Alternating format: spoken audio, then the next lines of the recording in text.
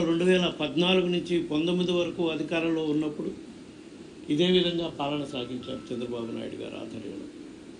అప్పుడు ఎన్డీఏ 3 పార్టీలు పాలన కొనసాగించారు. ఇప్పుడు మళ్ళా అధికారంలోకి వచ్చిన వారం రోజులకే, అంటే ప్రమాణ స్వీకారానికి ముందే ఒక ప్లాన్తో రాష్ట్ర వ్యాప్తంగా వైఎస్ఆర్ కాంగ్రెస్ పార్టీ కార్యకర్తలపై, నాయకులపై, వైఎస్ఆర్ కాంగ్రెస్ పార్టీ నాయకుల ఆస్తులపై దాడులు చేయటం దారుణంగా పరిస్థితులు ఉన్నాయి.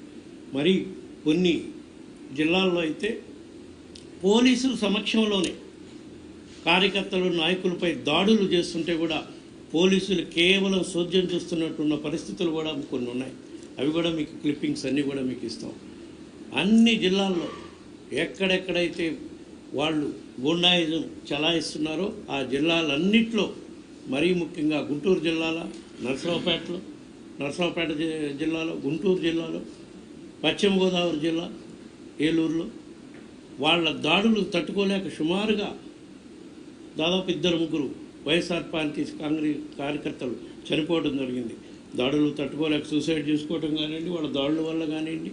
ఏది పోలింగ్ అయిపోయిన రోజు నుంచి ఈ 7 రోజుల్లోనే ఎక్కడా కూడా పోలీస్ స్టేషన్లో పోతే కేసులు బుక్ చేసే పరిస్థితి కూడా లేదు రాష్ట్రంలో.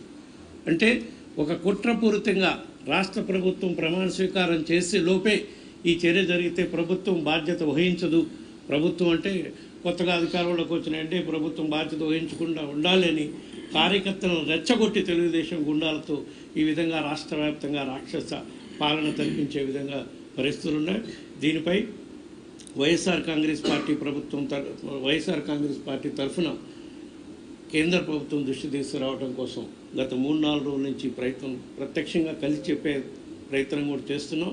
వాళ్ళు వేరే ప్రమాణ స్వీకారోత్సవాలు వీటన్నిటి వల్ల బిజీగా ఉండటం వల్ల అపాయింట్మెంట్ కూడా దొరికే పరిస్థితి లేదు. కాబట్టి ప్రెసిడెంట్ ఆఫ్ ఇండియాకి, ప్రైమ్ మినిస్టర్కి, హోమ్ మినిస్టర్కి, నేషనల్ హ్యూమన్ రైట్స్ కమిషన్కి కూడా ఈరోజు అన్ని లిఖితపూర్వకంగా ఫిర్యాదులు అందించడం జరిగింది.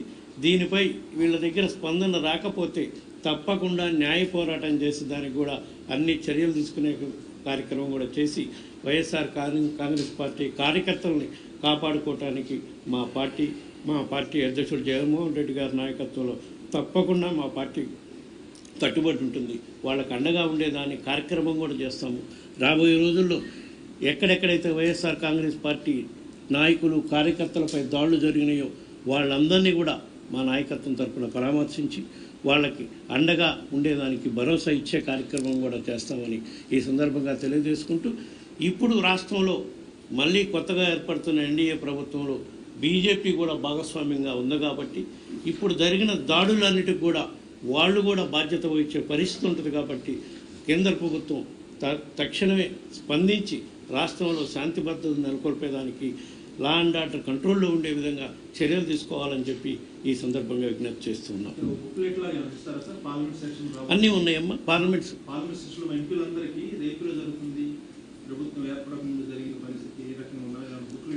ఇప్పటి వరకు జరిగిన సంఘటనలపై ఆల్రెడీ మేము కంప్లైంట్ రూపాన అందరికీ పంపిస్తున్నాం. మీకు కూడా మీడియా సోదరులకు కూడా ఇచ్చే కార్యక్రమం జరుగుతుంది.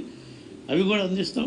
మళ్ళా రేపు పార్లమెంట్ సెషన్ ప్రారంభం అయినాక తప్పకుండా 2 సభల్లో కూడా, ఉభయ సభల్లో కూడా వైఎస్ఆర్ కాంగ్రెస్ పార్టీ కార్యకర్తలపై, నాయకులపై జరుగుతున్న దాడులకి పోలీసులు ఎక్కడా కూడా చర్యలు తీసుకొని ఉన్న పరిస్థితులు కూడా కేంద్ర ప్రభుత్వం దృష్టికి తీసుకొచ్చే కార్యక్రమం తప్పకుండా చేస్తాం. మరీ ఘోరంగా నాయకులు, కార్యకర్తలే కాకుండా ప్రభుత్వ ఆస్తుల్ని మరీ విశ్వవిద్యాలయాలలో ఉన్న విగ్రహాలని అన్నీ తొలగించే కార్యక్రమం చేస్తున్నారు. ఆస్తులను ధ్వంసం చేసే అధికారం వీళ్ళకి ఎవరిచ్చారు? ప్రభుత్వ ఆస్తులు, ప్రభుత్వ సచివాలయాలని, విశ్వవిద్యాలయాలని విధ్వంసం చేసే కార్యక్రమం కూడా చేస్తున్నారు. అయినా సరే ప్రభుత్వ ఆస్తులను ధ్వంసం చేస్తున్నా సరే పోలీసు వాళ్ళు సోద్యమే చేస్తున్నారు. కానీ ఎక్కడ కేసులు బుక్ చేసిన దాఖలాలు కూడా లేవని చెప్పి ఈ సందర్భంగా